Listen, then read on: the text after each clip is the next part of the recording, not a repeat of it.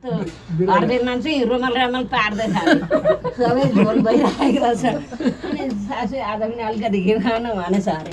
अर्कोचोटि आएर अनि त्योबाट त कहाँ छ र ज्वाइँ घिउै छैन भन्दै खनाइदिएछ सबै खटिएछ अरे भागामा थियो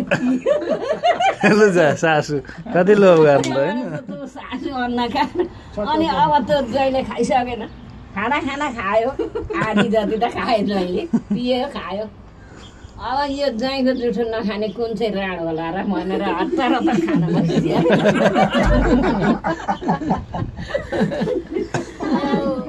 ज्वाइँको जुठो सुठो खाए चाहिँ अलिक घिउ लोभाले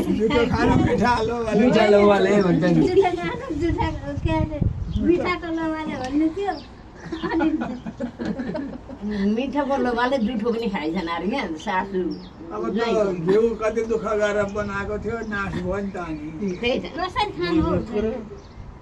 खान्थे नि अब पहिलाको मान्छे खान नपाएका किन नखाने आफ्नै ज्वाइँ भनेको छोरी भनेको आफ्नै एउटै त हो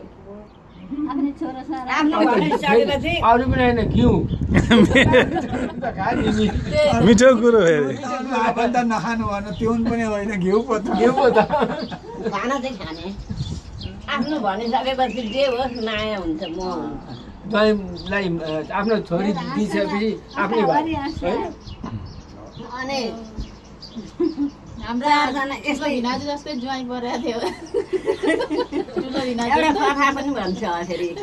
भन्न परिहाल्यो लु भन्नु न भन्नु यस्तै पार्टी खाने दिन रहेछ होइन यहाँ पनि आज ल सुन्नु है ल पार्टी कथा पार्टी खाने दिन रहेछ होइन अनि अब हाम्रो दुर्गा जस्तो आउँदै रहेछन् अरे बाटामा दिलो तल एउटा आउँदै छोरीले भनिन्छ अरे यो ज्वाइँले पनि पार्टी खान ल्याउँछ मलाई भइरहन् भएको पनि खराक खुरुक सकिन्छ आज चाहिँ यो बुढाको मान्छे म धपाउँछु जसरी हुन्छ म धपाइ छोड्छु खान्दिनँ भन्दाखेरि बुढीले बुद्धि ख्याएर अनि तल मान्छे आए घरबारी 4-5 जना बसे त्यहाँ आएर बसे किन तपाईँले अनि पार्टी किन झोकेर बस्नु भएको छ नमस्कार भन्नु तपाईँहरूलाई आज मार्नुहुन्छ अरे भरे मलाई साह्रै सुर्ता लागेर रुनु मन लागिरहेछ तपाईँहरूलाई मार्न आज त्यहाँ पोडे चमार बोलाउन जानुभएको छ भनेर भन्दैछ अरे तपाईँहरूको पिरले म त आज भरे मार्नुहुन्छ भनेर डर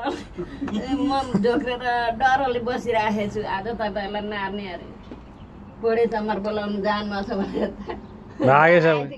डराएन नि त आउँदा आउँदै बाटोमा त्यसो भन्दै बुढीले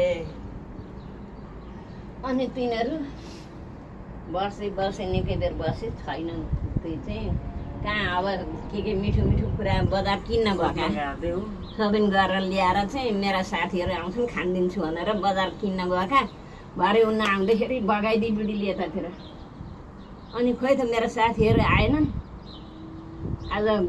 आउँछु अघि नै भन्नुहुन्थ्यो त कहाँ गयो त खोइ आएनन् भनेर सोध्नु बुढीले आएर सोध्नु तपाईँको साथीले त आएर एकछिन बस्नुभयो अनि त्यहाँबाट खोइ मेरो साथी कहाँ जानुभयो आज भन्दाखेरि म त त्यहाँ मरि धान कुट्दै थिएँ ढिकीमा कुट्दै गर्दै थिएँ कुट्न घाम लाउन नसकेर मुस्ली हेरौँ भन्दै थिएँ देखाइदिनँ अनि गएँ मुस्ली हेरौँ भन्दाखेरि देखाइदिनँ मैले भर्खरै गएँ त्यहाँ पर पुगेँ भनेर त्यो भिडीको मुस्ली हतार फुकालेछ अरे उसले त त्यो मुस्ली कुटेर फुकालो काठको मुस्ली अनि कुद्दै साथीहरूलाई मुस्ली देखाउन काँडा मुस्ली